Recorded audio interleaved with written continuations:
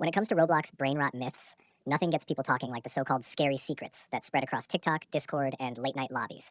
Everyone has that one friend who swears they saw something creepy at 3 in the morning, or that if you type a certain word in chat, some demonic entity appears. Most of the time it's just clickbait, videos edited to look spooky with a bit of Photoshop or After Effects.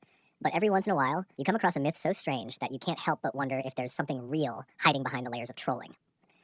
That's exactly what happened when a group of players set out to test two of the most infamous Steal a Brainrot myths: the severed head account and the 3:33 a.m. 666 ritual.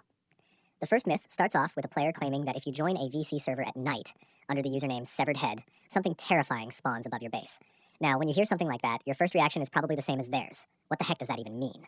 Roblox is a game that's been around for years, filled with myths, creepypastas, and rumors about hidden entities coded deep into its servers. Most turn out to be fake, but the curiosity is always there. So the crew decides to test it. At first, nothing happens. They're sitting in their bases, looking around like idiots, and the game feels normal. But then, rain starts falling, which immediately throws them off. Rain isn't exactly a common mechanic in this game mode. Then, right before the original clip ends, a figure flashes above the base, almost like a distorted tongue-headed creature. They pause, zoom in, and there it is. A weird, almost organic-looking shadow above the structure. It's unsettling enough that they decide they need to replicate it exactly. Of course, like most experiments, the first few tries are full of mistakes. One guy refuses to stay in his base, another keeps locking his doors when the video clearly showed the base unlocked. They bicker, they argue, they joke about being quadrillionaires with in-game money, but the whole time they're low-key freaked out. Because as much as they want to laugh it off, there's this growing tension. What if the myth actually works? What if they're about to trigger something they can't control? Eventually, they realize they missed the crucial detail: the username. The original message said the player's account name was Severed Head. Without that, they were just wasting time. So reluctantly, one of them bites the bullet and makes a brand new account, slaps Severed Head on it, and rejoins the server. This is when things start to get creepy. The moment Severed Head joins, the rain effect begins again, and across the top of the screen flashes the ominous message, "You will die too." Panic erupts. They start screaming, locking their bases, and arguing over who should go outside to check. One guy insists on staying put, another swears he saw a shadow near his base, and the whole time the tension is through the roof. It's no longer just a silly myth. The game is actively doing things they can't explain. And that's the exact sweet spot where fear kicks in. What makes this first myth so compelling is the atmosphere. The rain, the night cycle, the weird messages, it all plays into classic horror tropes.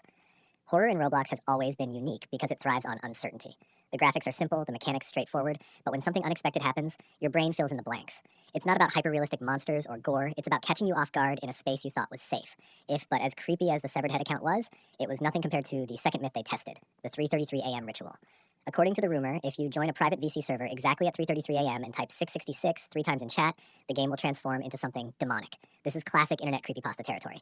The time 3:33 a.m. has long been tied to superstition, sometimes called the Devil's Hour, and combining that with 666 is basically asking for trouble. At first, they laugh it off. One guy complains about having to wake up at 3:20 a.m. just to test a stupid Roblox myth. Another makes jokes about pancakes, but when the clock ticks down to 3:33 and they all type 666 in unison, something terrifying happens. The server goes dark, fog rolls in, the environment completely shifts, and suddenly their money balance reads $666. Even the server luck stat, something that normally feels like a harmless mechanic, locks itself at 666. This is where their joking stops. Voices crack, panic sets in, and they scramble to figure out if this is just a coincidence or if they've actually triggered something. Some insist it's fake, others are convinced it's real, and the anxiety builds as the server becomes more unstable. Then comes the real kicker: sightings of a flying entity.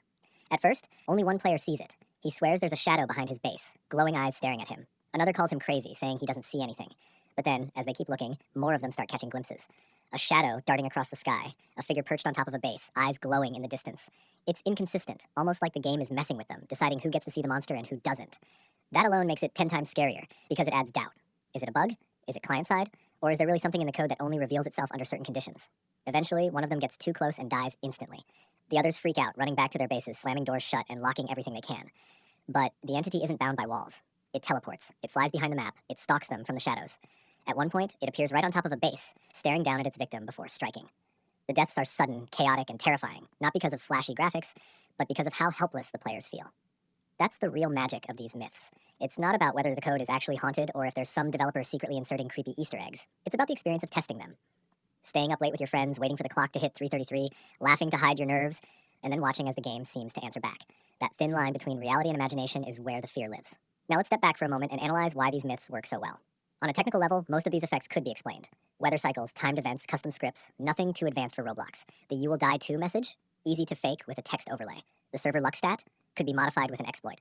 The flying entity, possibly a player in disguise with admin commands. But the point isn't whether it's real or fake. The point is how it feels in the moment. Gaming myths thrive because they blend gameplay with urban legend. It's the same reason people in Minecraft used to whisper about Herobrine, or why kids in the 90s swore they saw ghosts in Pokemon Red and Blue. When a community wants to believe in something, they'll find a way to make it real. And when you add in late night testing sessions, tired laughter, and creepy coincidences, it doesn't matter if it's staged, it feels real. What's especially interesting about the Severed Head and 3:33 a.m. myths is how they use specific rules to heighten the fear. Horror always works best when there are conditions. It has to be nighttime. The door has to be unlocked. The username has to be exact. You have to type 666 at the right time. These rules make it feel like a ritual, like you're summoning something forbidden. And rituals by nature play into human psychology. We fear what happens if we mess up or if we follow through and succeed. Either way, the tension rises. Another thing worth pointing out is how these myths turn simple mechanics into sources of dread. Take the weather system, for example. Rain isn't scary on its own, but when it happens unexpectedly during a myth test, it becomes a signal that something's wrong. Same with the server luck stat, normally meaningless, but when it locks at 666, it suddenly feels ominous. Even the act of staying still in a base, something players usually do without thinking, becomes nerve-wracking when it's to a monster appearing. The social dynamic also can't be ignored. Watching these players argue, panic, and tease each other is half the fun. One guy insists it's fake, another is freaking out, another is hiding in his base calling everyone else wussies. It mirrors the way real kids talk when telling ghost stories. Some are skeptics, some are believers, and the tension between those perspectives is what makes the experience engaging. But here's the twist. By the end of the testing, both myths showed results. The Severed Head account triggered rain and creepy messages, while the 3:33 a.m. ritual transformed the server and spawned an actual hostile entity. Whether it was a scripted event, a hidden feature, or just an elaborate hoax, it didn't matter. What mattered was that they worked. The myths delivered on their promise, at least enough to convince players something supernatural was going on. And that's the takeaway here. In the world of Roblox Brainrot myths, truth is secondary. What really matters is the performance, the shared experience of testing, and the thrill of being scared together. Because deep down, players want to believe. They want to feel that chill when the lights flicker, that adrenaline when a shadow passes by, that rush when the game seems alive in ways it shouldn't be. That's what keeps myths alive. And that's why videos like this blow up. So the next time you hear about some creepy Roblox secret, whether it's a cursed username, a haunted server, or a ritual tied to the Devil's Hour, remember this. It doesn't matter if it's real or fake. What matters is the story, the suspense, and the way it makes you feel while you're testing it. Because in those moments, when the rain starts falling and the message flashes across the screen, you're not just playing a game, you're part of the myth.